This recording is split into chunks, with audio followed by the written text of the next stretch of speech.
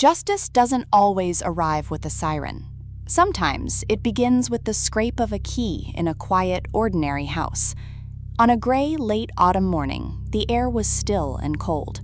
Two detectives stood at a locked door behind a kitchen, armed with a warrant and a fragile hope. The key turned, the bolt slid back, and a wave of cool air rose from the basement, the scent of dust, damp concrete, and secrets left too long in the dark. There, on a sagging shelf, sat a scuffed tape deck and a row of cassettes, their spines labeled in tidy, meticulous ink. Detective Mara Ellis steadied her breath, her gloved hand reaching for the first one. Before these tapes, the case was a ghost, a collection of whispers and dead ends. Leads had grown cold, neighbors were hesitant to speak, and the few physical traces found at the scene refused to form a coherent story. There were no eyewitnesses willing to swear to what they saw, no clean line connecting the act to the actor. What does a detective do when silence is the only answer, and the ground itself holds no truth? A fingerprint proves a touch, but a voice can reveal a mind. If the neat labels on these tapes corresponded to nights on a calendar, if each reel held a man's unguarded thoughts, then motive, intent, and confession could finally be heard. In a world where our phones remember what we forget and our doorbells record what we deny, the courts now wrestle with audio evidence more than ever before. They scrutinize its origin, its timing, its unaltered truth. That is why the events that unfolded from this basement discovery continue to shape how we treat the human voice as evidence. The detectives documented everything they found, secured the chain of custody, and then made the only move they had left. They pressed play. The first recorded words were about to be heard, and with them, the entire case was about to change.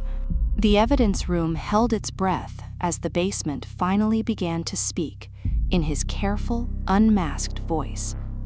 The lead detective hit the play button.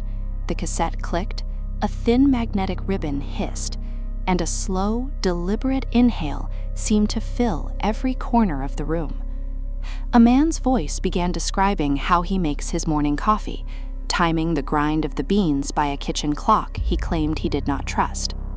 Beneath the hum of ordinary life, his obsessive need for control was unmistakable.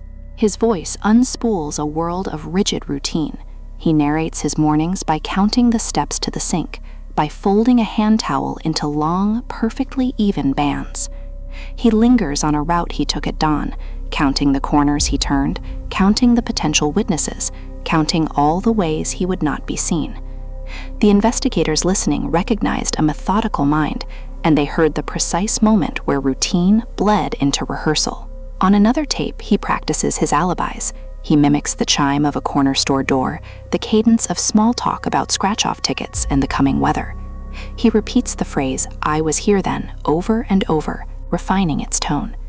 The soundscape he created matched what canvassers had learned of that shop. Detectives overlaid his voice with the store's security camera timestamps and patrol logs until his practice met their precision. Then the narrative shifts. He speaks of river stones grinding under his boots, of the night air lifting a certain sweetness from the water just before a rain. He describes a torn scarf snagged on a low branch and the specific knot he tied so it would not slip. That knot had been a detail held back from the press. Only the killer could have known it was tied above the left wrist, doubled over and tucked. That single, perfect match allowed motive and sequence to finally lock into place. His tone veers between a chillingly detached ledger of his actions and a quiet, simmering pride. He explains, step by step, why you wait, why you circle back, why you always count to 20 before turning the car key. He vents his frustration at being overlooked, a rage that the world would be forced to say his name. This shift revealed not just the how, but the why. It was a warning to investigators. This was not one confession, but a lifetime of them. Cataloging those tapes demanded immense discipline. In a small task room lit by a stubborn desk lamp, analysts wore headphones, typing out every breath, every mutter, every pause he allowed himself. They built a ledger that time-coded his remarks, tagged the places he mentioned, and flagged the sudden, sharp heat in his voice when he spoke of certain streets. With that foundation, they tested his timeline against the world outside. On a whiteboard, they mapped his nights to real weather reports, to the horns of scheduled trains, to municipal records of utility outages. When his recording mentions the streetlights blinking out, the city's maintenance logs confirm a brief, localized power failure. When he curses a dog that would not stop barking, a neighbor's noise complaint call about the same dog anchors the exact minute. How could mere coincidence account for a pattern so precise? One finding proved crucial. He never plays to an audience. There is no bravado, no theater for an imagined listener. Now and then he uses a pet name only he would recognize, or he pauses as if looking into a mirror, and murmurs, almost to himself, "No one listens anyway." That profound privacy meant his slips of the tongue felt less like boasts and more like the undeniable truths people tell themselves when they believe their words will vanish into thin air. It's why the tapes carried a weight far beyond any public confession. And it matters now more than ever. We live with microphones in our pockets and rooms that answer when we speak, leaving digital trails of voice notes and offhand memos. The boundary between private rehearsal and public record grows thinner by the day. This means more self-made evidence for investigators and a stark reminder for everyone else that our own narrations can outlive our intentions. In this case, the basement did what no witness ever could. It let him be himself, completely. Only one sentence was needed to lock a night to a place, a single line he repeated without knowing it held the key. And how that phrase rippled from the tapes into the courtroom is where our story goes next. A confession is just a shout at a locked door until proof turns the key. That night in the property room, under the hum of fluorescent lights, a clerk in loose gloves smoothed a fresh evidence label onto a cardboard box. The air smelled of paper and dust. A steel shelf clicked as the box slid into its designated place. An open logbook waited on the counter, the hour noted in tidy, careful handwriting. The basement finds could only become evidence when the path from that shelf to the courtroom bench was meticulously documented, guarded by hands that seal, sign, and pass the burden of proof forward. Paper envelopes swallowed each cassette. Tamper-proof seals were stretched tight across the seams, and initials were signed over the edge so that any tear would immediately speak of interference. Without that unbroken chain of custody, the voice on the tape is stranded outside the law. In the audio lab, the world narrows to a pair of headphones and the sound of a heartbeat. A forensic examiner listens for the steady electrical hum of the recorder, for uninterrupted room tone, for the natural rise and fall of breath, where a clumsy edit would have stolen the air. On the green glow of a spectrogram, the audio's continuity flows like a river. How do you prove a voice is itself, and not a puppet stitched together from disparate clips? By proving there are no stitches to find. Then, a person who knew him, an old friend, provides a second anchor, catching the familiar half-laugh tucked inside a threat. Transcripts are built one phrase at a time. Two transcriptors work in separate rooms, then meet to reconcile their versions, marking pauses, coughs, and the rare moments lost to tape hiss with careful, honest brackets. The final draft is then verified against the recording, line by line, until the ink on the page and the voice from the speaker move in perfect step. With the speaker's identity grounded and his words captured, the map of his guilt was ready to be presented. In court, authenticity simply means a reasonable showing that the evidence is what the party claims it is. A technician testifies to the chain of custody, the machine, the unbroken seals. A voice witness, someone who knew him well, says plainly, yes, that is him. The judge must then weigh the probative value of a statement against the unfair prejudice it might create, the heat it could spill into the room. Rants that paint a monster but fail to connect to the charged nights are sent out. Admissions that line up with dates, places, and acts the case must prove are kept in. Today, when synthetic voices can mimic a soul and rumors sprint across our screens, this slow, exacting method is what protects the truth. It matters because our ears are now targets. The lead detective who first pressed play in that quiet evidence room now watches as the very same cassette emerges from its sealed jacket in court, the paper scars of its journey intact. What began as a whisper in a basement has been authenticated, transcribed, and trimmed to what is relevant for this trial. Next, the jury would hear him, as the silence in the courtroom began to lean toward a verdict. In a courtroom, a whisper can carry farther than a shout. On Tuesday, just after sunrise, the prosecutor stepped into a hushed room where the only sounds were the slow tick of a wall clock and the hum of fluorescent lights.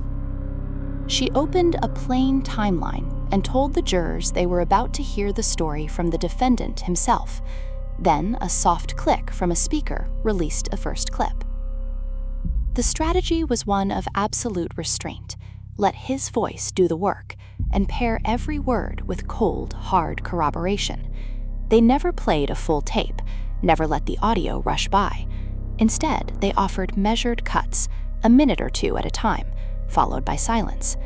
That silence settled in the jury box like a thin layer of snow. A coat sleeve shifted. The prosecutor kept her eyes down when the sound faded, withholding commentary. Why argue when the defendant was already making her case for her? A pattern took hold. His voice, then the proof, then quiet. She let his cadence lead the narrative, slowing when he indulged in a detail, quickening when he drifted into bravado. When he laughed alone on the tape, they let that laughter hang in the air. When he swallowed hard, they answered with a document, not an adjective. A single example showed the power of this structure. On a tape, he muttered about a sudden rain and a stuttering wiper on the driver's side of his car. Moments later, the jury saw a still from a security camera showing his sedan under a street lamp on a wet street, with one blade lifted uselessly from the glass. A phone location record showed his device paused along the very curb he had just named. Elsewhere, the distinct beep of a register from a corner store on the tape landed at the exact minute he had described buying lottery tickets. The lead detective watched the jurors' faces, not the screen, as the architecture of the case he had built took hold in their minds. Today, our lives shed tiny flakes of data across phones, cameras, and payment systems, each one a silent, impartial record. Jurors already listen for tone, for gaps, for the truth between the words. The prosecution simply met them in that instinct. The timeline remained chronological, never theatrical. It began with the mundane habits he framed as his routine, and each audio clip arrived with one concrete match in the real world before they moved on. This restraint was not passive, it was a weapon. By avoiding adjectives and character sketches, by placing moments a juror could test against reality, it left little room for doubt. The context lived inside a full day's unfolding. The question of coercion faded because the speaker on the tape was so clearly alone. The possibility of misremembering was met with documents, lenses, and the neutral memories of machines. The case shifted from who to believe toward what could not be denied. And with each confirmed detail, the next clip felt less like a claim and more like a confession. One promise guided the entire sequence. The more he talked, the clearer the truth would become. Yet the most dangerous moment in a voice-driven case is not the sound, it is the silence that follows. In one later clip, he left a pause the room would not forget, a pause the defense would try to turn into a weapon of their own.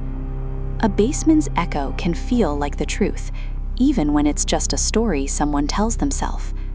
On a damp Wednesday, the courtroom smelled of paper and old varnish. The defense lawyer's pen clicked rhythmically beside a stack of worn binders, while the judge, sleeves rolled, leaned in to listen. The defense strategy was to reframe the tapes as a dark form of therapy, a kind of role-playing performance, not a confession. If they were fantasy, the jury could not be asked to treat them as fact. First came the challenge to the search itself.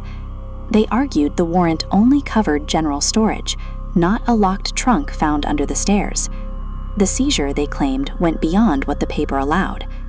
The lead detective remained steady on the stand, describing the maps, the logs, and the cautious turn of a key that opened the trunk. The judge kept the core evidence intact, finding that probable cause was broad enough to cover the tapes. But the larger question of what the jury could fairly hear remained. A defense expert presented a glossy spectrogram explaining the limitations of cheap microphones and the distorting effect of tape hiss. warning how different voices can blend together. Listeners, he cautioned, often hear certainty where there is only suggestion. The court steered toward a path of extreme caution. The judge would instruct the jurors that the recordings were not proof of bad character, not a license to punish a man for unrelated cruelty. They were to weigh context over shock. But can a jury truly unhear a recording once it has played? Not perfectly, the judge admitted. So he ordered redactions. Slurs were cut. Fantasies untethered to the actual events were silenced. Stray threats that spoke to his character, but not to the night in question, were removed. The defense pressed play on a clipped segment. His laugh rose to an oddly high pitch. His words quickened. A line was repeated with a mock countdown, followed by a faint door creak. It was performance, they argued. The judge countered, requiring a foundation for every excerpt. To be heard, each clip had to be anchored by a specific date, a place, or a piece of corroborated evidence. The fantasy claim was met with a demand for fact. From the bench, the judge named the delicate balance plainly: probative value versus the risk of unfair prejudice. If an excerpt helped establish time, method, or motive, it could stand. If it merely served to darken the air around the defendant, it would fall. This principle matters far beyond one basement. Today, people pour their lives into microphones, in voice notes and angry rants on private messages, and courts must constantly decide how much of that raw intimacy belongs in a verdict. By late afternoon, the clerk stamped an order. Only certain excerpts would be played. The transcripts would show brackets where lines were cut, with a warning that the page was only a guide for the ear. The judge barred the looping of replays that might inflame more than inform, and he limited commentary to the precise language inside the clips. When the hearing adjourned, the defendant stared at the tabletop. The prosecutor gathered a leaner, more focused playlist, and the defense counted its remaining doubts, as the court prepared to present the tapes under the narrowest of constraints. Soon, the trimmed recordings would leave the judge's chambers and enter the jury box, and what remained would steer the final turn of the case. They pressed play again, chasing a voice that believed its secrets were safe, that the basement would never talk back. Late that afternoon in the jury room, the fluorescent lights buzzed overhead, coffee grew cold in paper cups, and a small speaker hissed to life one last time. The jurors sat with their transcripts, circling phrases, underlining pauses.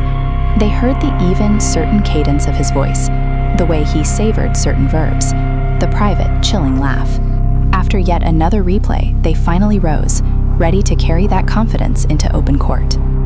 The verdict landed like a weight being gently set down, not a sudden strike. The court clerk read the charges in a steady, unwavering voice. The judge watched the faces of the jurors as their foreperson stood. The word was guilty. Sentencing followed without flourish, a formality promising years to be collected behind concrete and steel. In the second row of the courtroom, the lead detective waited, his hands folded in his lap, for whatever justice the tapes had earned. Then the families were invited to speak. A sister stood, holding a creased photograph, and described a birthday cake that was never cut. When a man records his own darkness and the world plays it back as proof of his guilt, who gets to close the final chapter? They did. Speaking with love and with anger, always in the present tense. From that moment on, the tapes were just a tool. They were no longer the center of the story. But the echo remains. What began as one man's private habit of pressing record in a dusty basement ended as a public reckoning, one that taught a hard but necessary lesson. You can choose to speak. Your device will remember. You can spin a narrative for yourself. A jury can follow its patterns. Modern life is a state of constant recording, and the line between private confession and public performance has become dangerously thin. Today, a phone in your pocket can turn a private boast into irrefutable evidence. In an evidence storage facility, the cassettes are logged and boxed away. They still guide the occasional law student studying how unchecked bravado can become the architecture of self-incrimination. And beyond those shelves, somewhere out in the world, another device is already capturing the next chapter, a story we have not yet heard.